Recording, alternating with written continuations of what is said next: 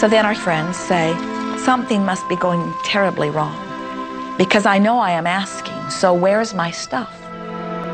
And we say, you are asking. You are completing step one. You can't help but do that. The universe is answering every time, no exception. But there is another step that you must understand, and it is called step 3, which is the receiving step, which means you must bring yourself into alignment with what you're asking for. When you're in alignment with what you want, you feel wonderful. That's what enthusiasm is. That's what joy is. That's what appreciation is. That's what that feeling of passion is. But when you are feeling despair or fear or anger, those are strong indicators that you are not right now in alignment with what you're asking for. And so when you begin to realize that the way you feel is everything, and you begin to direct your thoughts based upon how they feel, little by little, you can find the feeling place of it, and now you are one with it, and now it must manifest into your experience.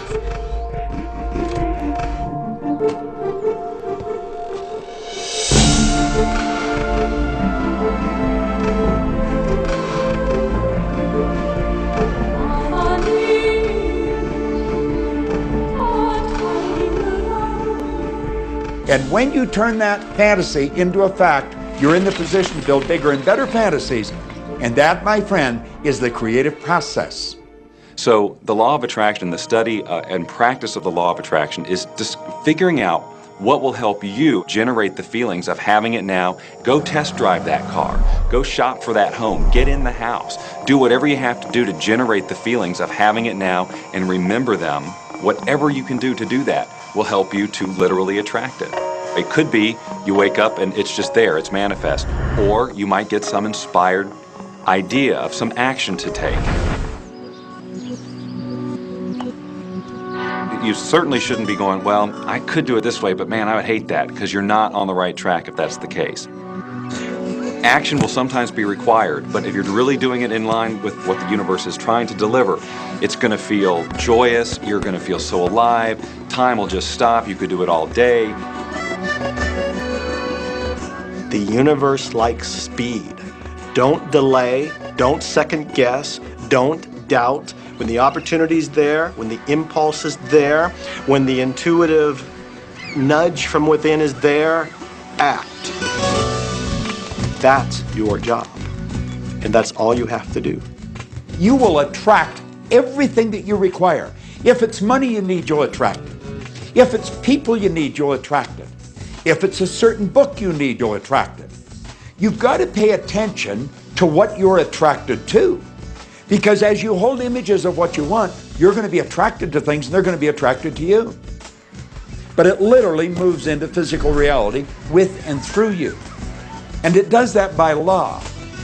You can start with nothing. And out of nothing, and out of no way, a way will be made. Think of this, a car driving through the night, the headlights only go 100 to 200 feet forward. And you can make it all the way from California to New York, driving through the dark, because all you have to see is the next 200 feet.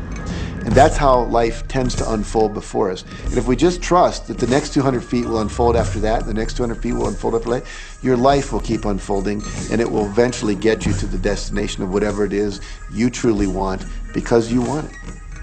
Take the first step. You don't have to see the whole staircase. Just take the first step. Well, another thing people wonder about is, how long is this going to take? How long will it take to manifest the car, the relationship, the money, whatever it happens to be? Well, I don't have any rule book that says it's going to take you 30 minutes or 3 days or 30 days.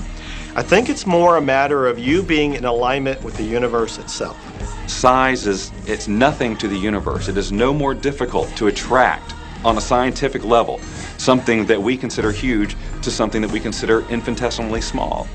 The universe does everything it does with zero effort. Grass doesn't strain to grow. It's effortless. It's just this great design. It's all about what's going on up here. It's about what we put in place, saying this is big, it's going to take some time.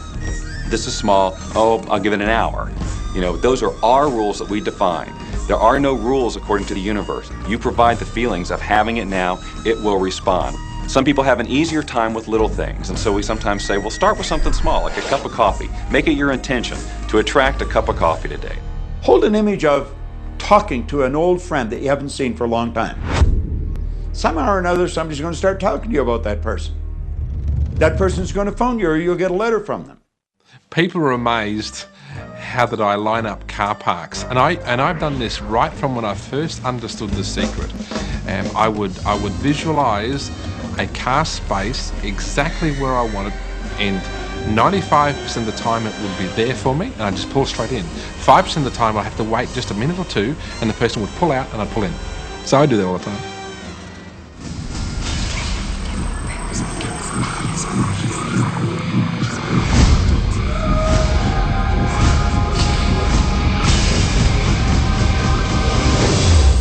A lot of people feel stuck or in prison or confined by their current circumstances. And I'm trying to point out that whatever your circumstances right now, that is only your current reality. And current reality will begin to change as a result of watching this and beginning to use the secret. But sometimes it feels like you're stuck because you continue to think the same thoughts over and over again. And so you tend to get the same results over and over again. And the reason is because most people offer the majority of their thought in response to what they are observing. You see, if you're just looking at what is, then you're just thinking about what is. And when you think about what is, law of attraction gives you more of it. And then if you just observe what is, then you're just thinking about what is. And law of attraction gives you more of what is. And then if you just observe what, we've been over this, haven't we? You have to find a way that you are approaching what is through a different vantage point. Most people look at their current state of affairs and they say, this is who I am. That's not who you are. That's who you were. You see, if you look at your current state of affairs right now, let's say, for instance, that you don't have a lot of money in your bank account, or you don't have the relationship that you want, or your health and fitness isn't up to par. That's not who you are. That's the residual outcome of your past thoughts and actions. So we're constantly living in this residual, if you will, of the thoughts and the actions we've taken in the past. When you look at your current state of affairs and define yourself by that, then you doom yourself to have nothing more than the same in the future. All that we are is the